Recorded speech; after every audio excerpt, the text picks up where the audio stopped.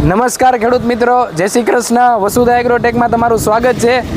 વાવેતરની season આવી રહી છે હવે, તો ખાસ આમાં આપણા પાવર વીડરમાં તમે 5 દાંતાની ઓરણી પણ લગાડી શકો છો.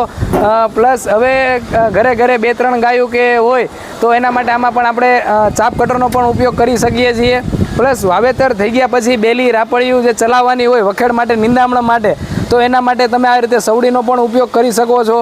આવી રીતે જે 45 ઇંચની આમાં રાપ લગાવેલી છે કપાસમાં ચલાવવા માટે, તો એ રાપનો પણ ઉપયોગ કરી શકો છો. આની જગ્યાએ તમારે નાની બેલીની રાપડિયું 8 ઇંચ, 10 ઇંચ, 12 ઇંચની લગાવ્યું એ પણ લગાવી શકો છો.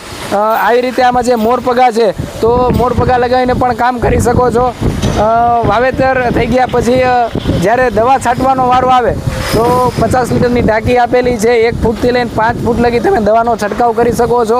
અને ખાસ કરીને આજ વખતે જે નવું મોડલ લાવ્યા છીએ, જે અત્યાર સુધીમાં એવું હતું કે દબાવો ત્યારે ચાલતું હતું, આમાં એક એવો ફેરફાર કર્યો છે કે ખેડૂતોને એક ધારું દબાવી નથી રાખવું પડતું, મૂકી દો એટલે ચાલવા લાગે છે. આની એવરેજની વાત કરીએ તો 3 કલાકે 1 લીટર ડીઝલની એવરેજ છે આમની.